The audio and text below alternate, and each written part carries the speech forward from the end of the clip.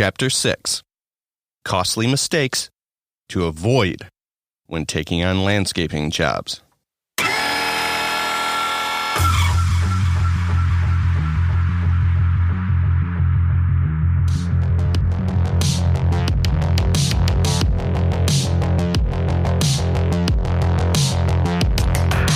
There's a major difference between just running around like a headless chicken and actually running a profitable business.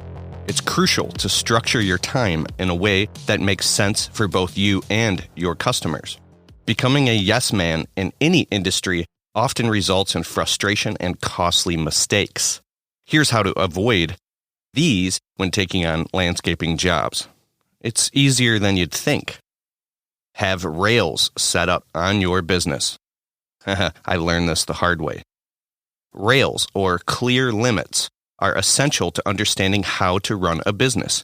It comes down to realizing what your business is and what your business is not. Ask yourself right when you start, who is your customer? Who is not your customer? What areas and zip codes do you want to target? What areas and zip codes you are not interested in? What types of jobs are you looking to take on, and what types of jobs are you not interested in? Now, that's really easy to say for me right now that I have an established business, but truthfully, when I first got started, I was doing anything. I would paint your shed, I would pull your weeds, I would shovel rocks, I would bust up concrete, I would do anything for $1. So I think that if you're straight up desperate and you have a customer willing to do anything, I'm willing to pay you money, whatever, bro, do anything. But as soon as you get established, you kind of stop doing all that stuff. It depends on how advanced you are in your thinking and your confidence, right? But anyways, by having these clear boundaries when first establishing your business, you'll have a deeper understanding of how to succeed. You'll know and understand your business focus. When in doubt, remember, that which is similar is not the same. Don't get roped into doing work that's not the focus of your business. Ooh. Evaluate your potential customers. One of the best practices that you can develop as a business owner is understanding the needs of your potential customers and whether you can actually meet them. Before investing resources in them, not evaluating your potential customers is a mistake. And the biggest opportunity to avoid is by pre-screening them over the phone. So you have to pre-screen your customers over the phone. Business owners are frequently eager to close a deal, and they end up jumping in their car to go chat with a customer as soon as they receive interest. They feel as though they are doing something to further their business, yet more often than not, they are just confusing activity with productivity. The best thing to do is to screen a potential customer over the phone, if possible, to save yourself the trouble. When you do this, ask them to describe what they're looking for. Get in-depth about the process. What is their budget? How big is their project? What is their vision? Put a minimum on it and work to put together a package. Make sure it's worth your time and money. Now, depending on what you do, I used to just feel successful when I would book quotes, and oh my God, I've ran all over to so many different, just thousands of trips and probably thousands of hours wasted, but it was all phenomenal learning experience, right? But you just calm down and you just take a minute and you say, okay, if I take 5 minutes right now to talk to this customer on the phone, or even 2 minutes, and I ask proper questions, it will save you an hour trip or maybe a 2-hour trip, right?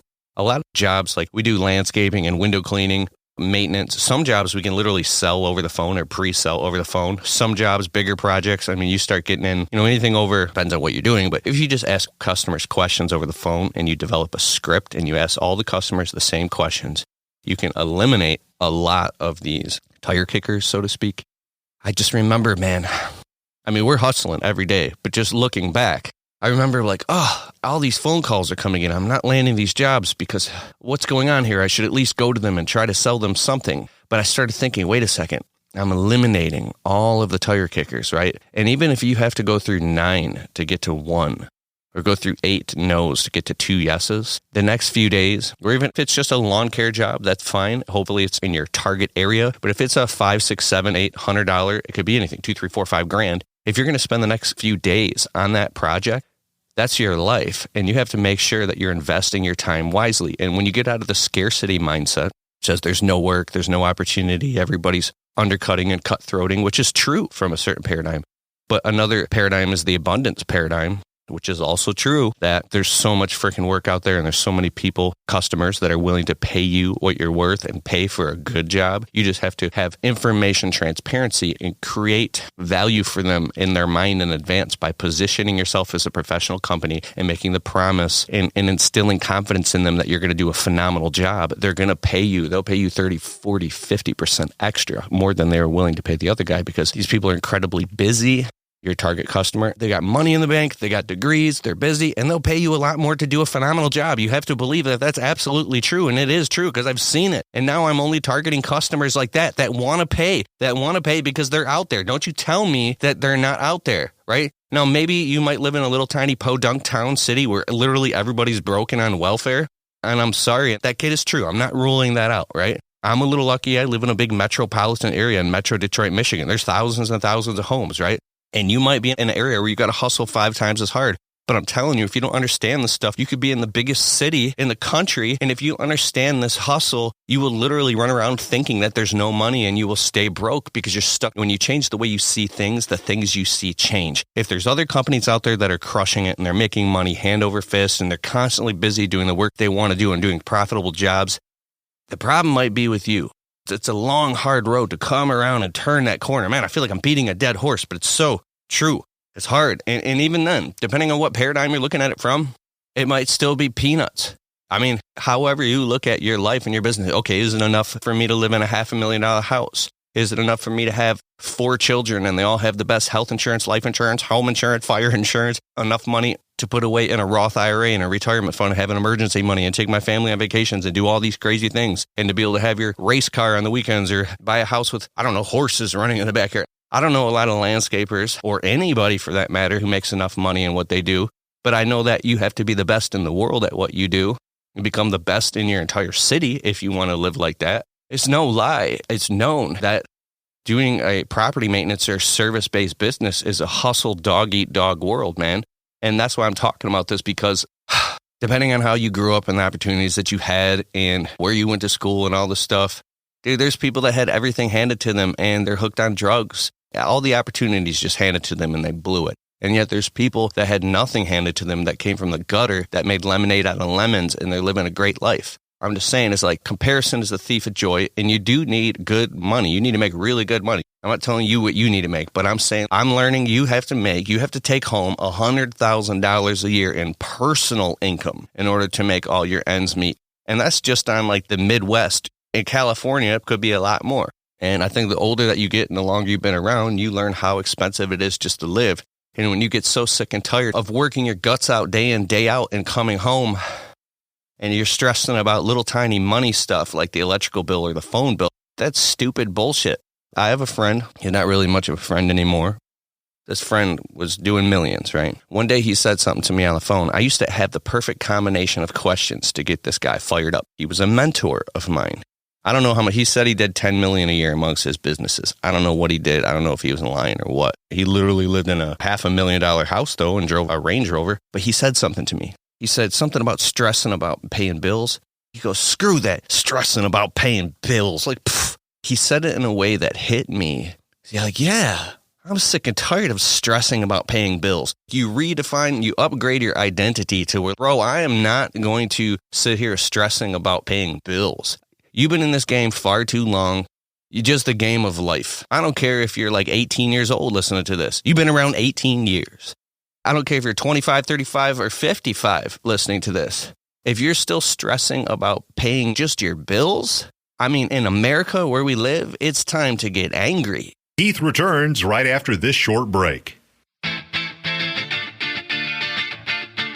Hey, if you're looking for what is probably the greatest software ever to run your business on, go to getjobber.com/Keith. You can create proposals, invoices, collect payments, even track your entire business directly on the Jobber smartphone app. And if you want to get a totally free trial of Jobber right now, open your browser, type in getjobber.com/Keith. And if after the trial you decide you want to sign up with Keith's link, you'll automatically get 20% off your first 6 months. So what are you waiting for? Go to getjobber.com/Keith.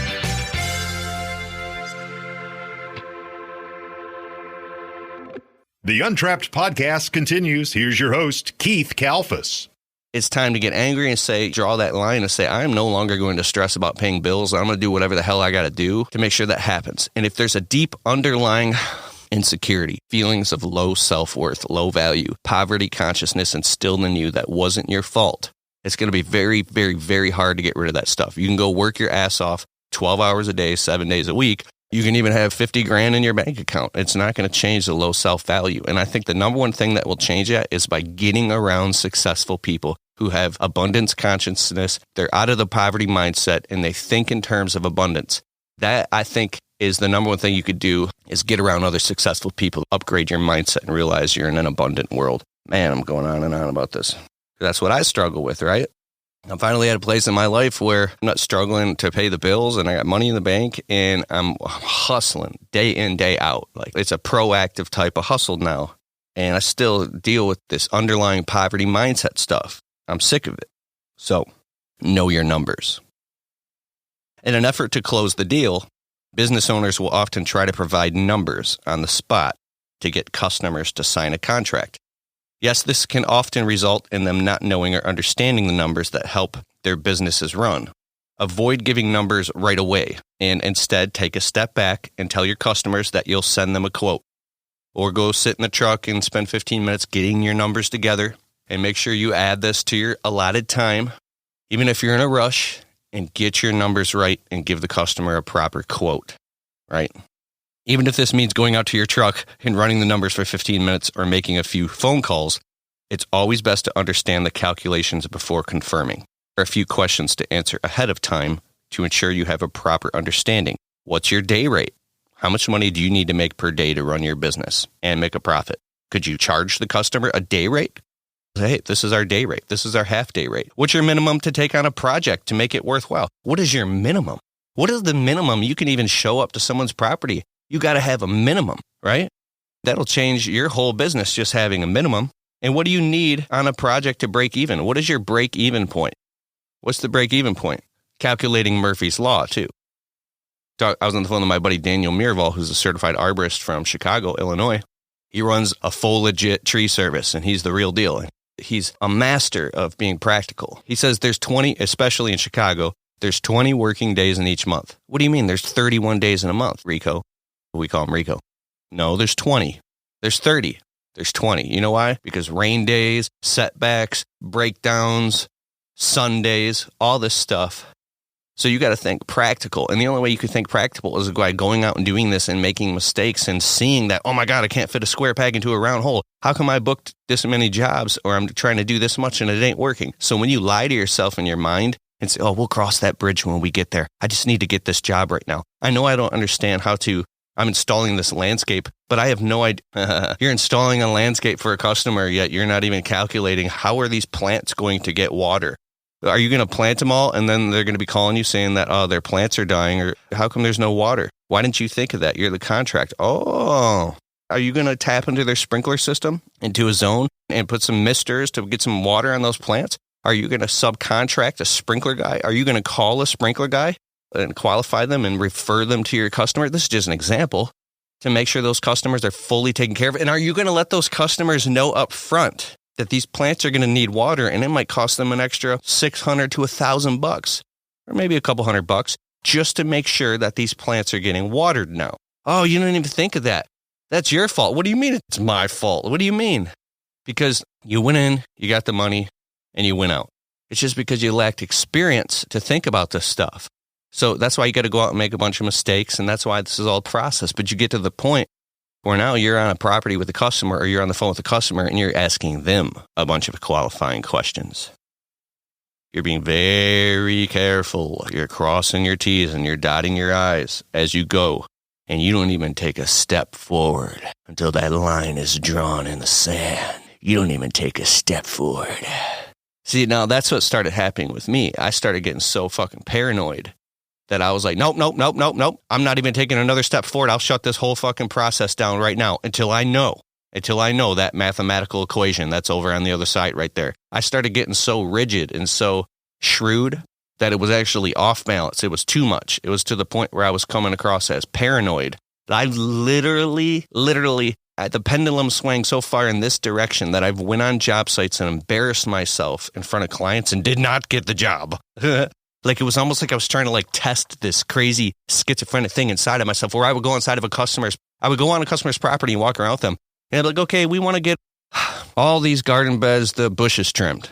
And I'd be like, okay, do you want to get them trimmed this high or this high? Do you want them this? Do you want it to look like squares or balls? Okay, now I can clean up the trimmings to this matter or to this exact matter. Do you want a job that's good? Because I have all different prices for that stuff. I was getting crazy to the point I was so afraid to step foot on a customer's property without all expectations completely clarified and drawn up in writing with a contract and signatures, an actual signature, verbal agreement and handshake, and looking in each other's eyes. So we got legal, moral, ethical. So they had a perfect expectation. So their expectations would be met. Because it's like when you promise the stars to a customer and you deliver the moon, they're mad, right? And when you overpromise and undeliver. But then if you promise them something and they weren't expecting some type of perfect job, like they didn't even know that existed, and you're sitting there on your hands and knees making the shit perfect, and now you're not making any fucking money because you're bending over backwards because you didn't know what the expectation was, and now you're making it perfect, and then you're losing money, so then you lower quality. You got to get in where you fit in. So there is a point. Now, I never hear anybody talk about stuff like this, especially like on YouTube. Because, I mean, at the end of the day, you're cutting grass, you're trimming bushes. You're not like designing someone's like $50,000 cabinetry in their kitchen where every little part of the molding has to be perfect. Like, I get that. You're not doing heart surgery. So at some point, you got to just cross the bridge, come a full circle on what I'm talking about. You just got to do it and then get some feedback from the customer and say, you know what, that looks really, really good. I like that. But could you do that a little bit better over there? Okay, no problem, Ms. Jones. And you go clean that up. You're much better sometimes just ready, fire, aim. Just pull the trigger and do the damn thing and do your best and put your heart into it. And you're going to make mistakes, right? Sometimes the customers don't care. They don't notice. But most of the time, they're just busy, right? Like, I got a guy who cuts my lawn because I don't do lawn care anymore, but I might go buy a lawnmower here. I don't know. The lawn looks good. He does a good job blowing everything down. He edges it every couple of weeks. I mean, I don't care. It looks good. The lawn's cut, dude. I send him money. I don't care. I'm not thinking about it. And I think when you finally get your own house and you start hiring contractors to do stuff for you, everything becomes clear to you.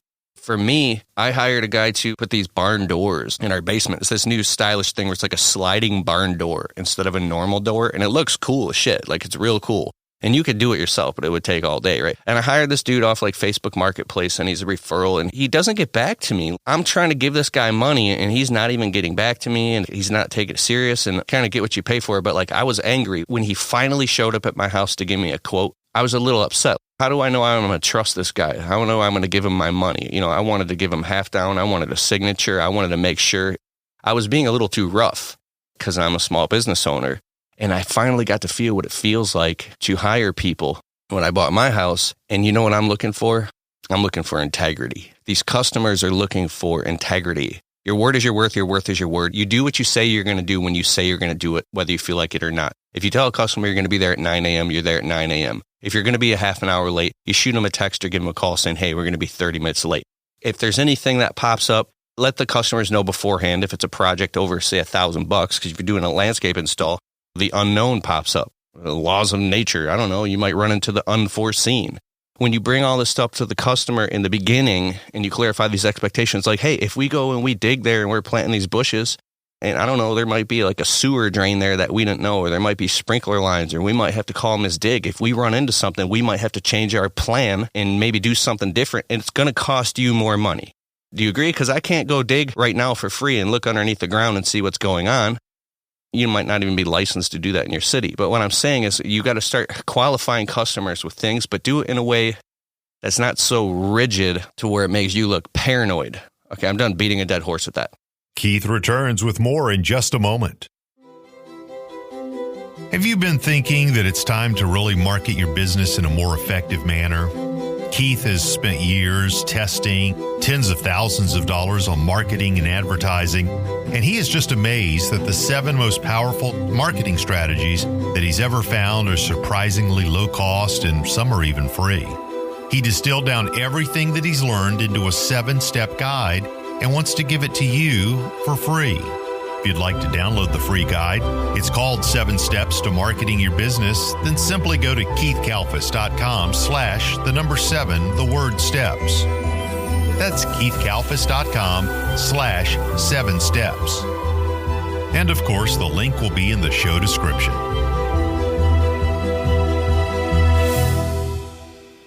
Once again, here's Keith Kalfas.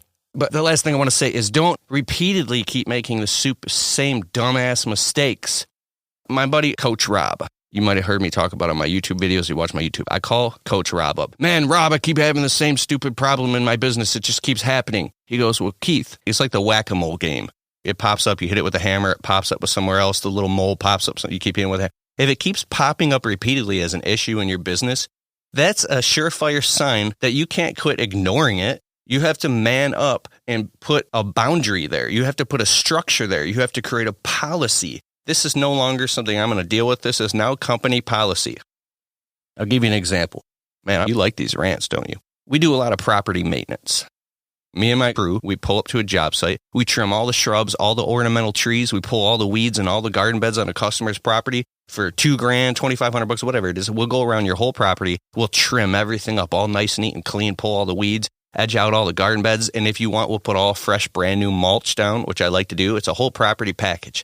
And we do it, and the customers love it. It lasts for months and months and months. Here's the stupidest ass thing.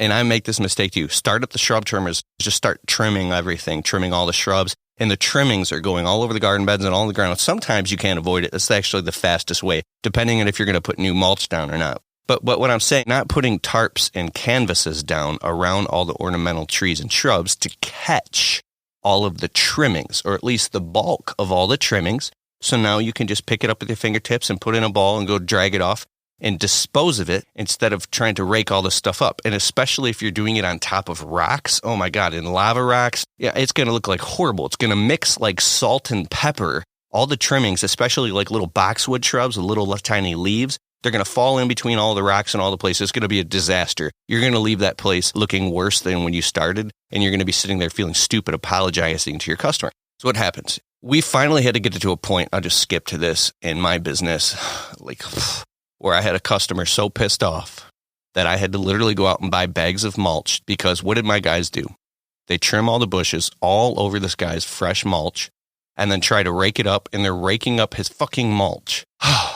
And I come back from a quote, and there's a piles of mulch mixed with debris all over the sidewalk and the driveway. It's like his mulch is all gone, and the guy's like, what the hell is going on here? I felt so embarrassed and so stupid. I went out on a Sunday, and I bought bags and bags and bags of this special type of cedar mulch. And I went out, dude, on my hands and knees, and I put all brand new mulch in the guy's front yard garden beds. It wasn't that much. It cost me like $80. And he was happy. Like, I'm like, dude, I learned my lesson. I'm sorry. And even the customer told me, why don't you guys put down tarps or canvases to catch all this stuff? This is insane. He goes, I'm a production manager at a factory, like a part owner at this factory. We run into shit like this, and we put a policy in place. Like, what's going on? And it hit me. I'm like, oh my God, I've been doing this for 6 years, and this isn't policy because I'm too afraid to tell my guys to do this. So you're too afraid to say something or do something about it. You just keep letting it stab you in the side. I said, new policy. And my guys all agreed. And we're all going to hold each other accountable to this too. We do not start trimming shrubs and trees until we lay down tarps. Well, we need tarps.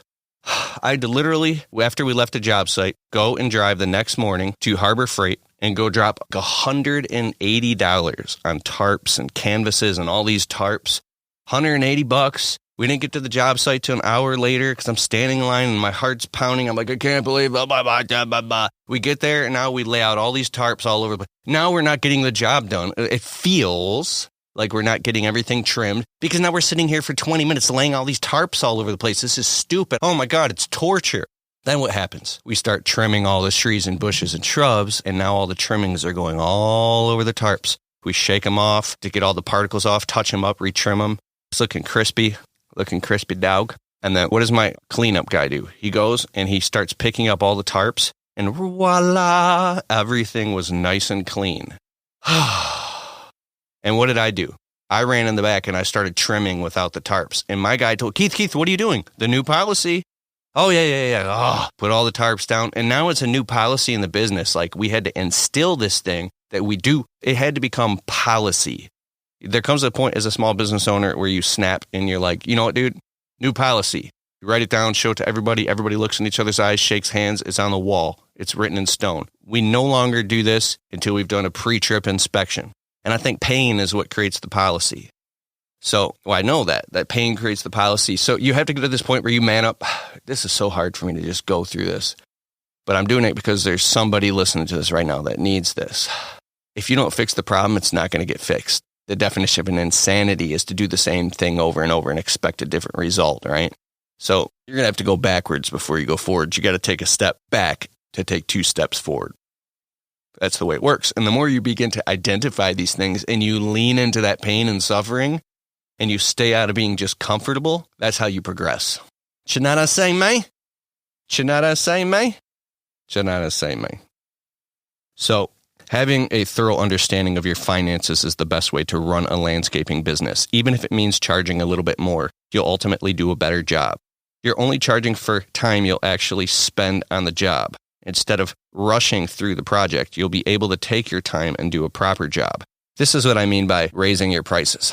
If you find yourself rushing to the point where you're having this moral dilemma where you feel like you're consciously cutting corners now, and now it depends. You might be like the middle of the road and your customers just know that and they know that they get what they pay for and you charge a little bit less and that's what you do and you get in where you fit in. That could be perfect as long as you're aware of what you're doing and you're cool with it and your customers are cool with it, right? It's not like you're ripping them off. And if they accuse you of ripping them off, now this is the moral dilemma of small businesses too. It's another thing. It's like if you're charging less and you know you're charging less and you're not making a lot of money and you're cutting corners because you have to in order to get the job done, and now you got your customers complaining, you're cutting corners and complaining about you. People are like, how am I supposed to do a better job when I'm charging so little? And then that's when you start becoming vindictive because you're thinking thoughts in your head and telling yourself stories that the customer is actually saying. The customer is actually saying, I don't care about you small business owner piece of crap. I don't care about you, your family, your life, your truck breaking down. I don't care if you wither away and die. I want the cheapest price possible. And if I do run you into the ground and I expect perfection and I want it done for peanuts, and eventually you burn out and go out of business and quit and leave, you're bad, sucker. You're bad because I'm going to go hire the next sucker who's going to do it for the cheapest possible price. And I'm going to do the rest of my life. I'm just going to keep hiring suckers. And right now, you know what you are? You're a sucker. You're a sucker. You're the sucker. You know who's the sucker? You are the sucker. You're the sucker. So I got to a point in my business in the middle of these jobs, I would snap and go, that's it. From now on, I'm only doing the best work for the best prices because I cannot afford to get a negative review for doing crappy work. I can't afford it. And there's no excuse. I want to run a legitimate business where we do beautiful 5-star work. I run a 5-star agency. We do beautiful work. We take pride in our work. We make our customers happy. We're known for doing the best, highest quality work in my city, period. And I got to charge for it. So that's when you move upstream, higher up in the pyramid, where you say, you know what, I'm only going to do quality work for quality money. That's what we do. We do beautiful work and we charge more because my reputation's on the line. And that's where I get in, where I fit in, right? That's just me. But think about stuff like that, right? I'm fired up, dude. I'm fired up. So final thoughts. There you have it. The 3 most costly mistakes to avoid when learning to run a successful landscaping business. You got to set boundaries, screen your potential customers, and understand the underlying finances. All of these will lead to a better finished project. And when I'm talking about finances, like here's another thing. Create a standardized price chart for your business. Open up Google Docs, Wunderlist, whatever, and write down A through Z or 1 through 25, any service that you offer, put a price attached to it. Minimum price, $25 a lawn, $30 a lawn. Mulch, $120 per yard installed.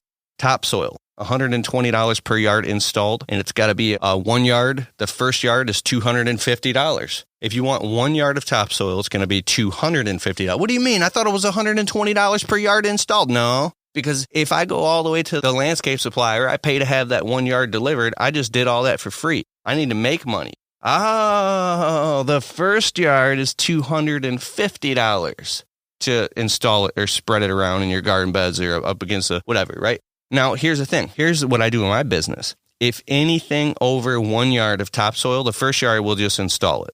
Have you ever shoveled topsoil? You can say whatever you want. You stick a shovel in some topsoil and shovel it into a wheelbarrow, and you haul like a 150-pound wheelbarrow all the way across someone's yard and go do that like 50 times, you'll know why. Anything over 1 yard of topsoil, machine on job site. We rent out a dingo machine, we bring it to the job, and the machine does the work of the topsoil, right? So the machine's $400.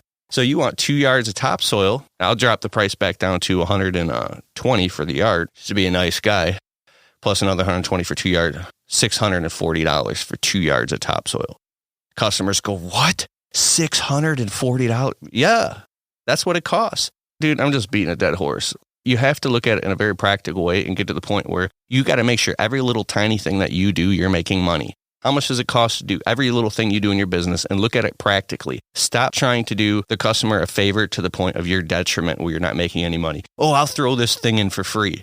Well, you're going to throw all that in for free? What are you calculating? And I think you got to go through hell and pain and suffering for a long time till you get so angry that you start becoming proactive and fighting back. I really look up to these guys, some of these guys on YouTube that do these big $30,000 to $50,000, $100,000 landscape jobs.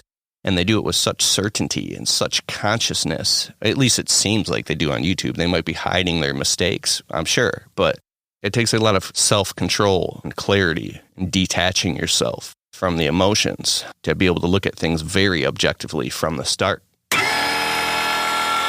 All right, guys, thank you so much for listening to the Untrapped podcast. Please share this episode with somebody you think it will create value for. And we're quickly moving up the rankings in iTunes in the category of entrepreneurship. So if you could please just take a quick moment to click the link below, or just go to the iTunes store and type in Untrapped podcast. And please take a moment to leave us a well-written, positive 5-star review. It would mean so much, and it really, really helps the show. And as always, you can go to my website, KeithKalfas.com, to learn more. Or you can go to my podcast page on KeithKalfas.com/podcast. All right, I'll see you in the next episode.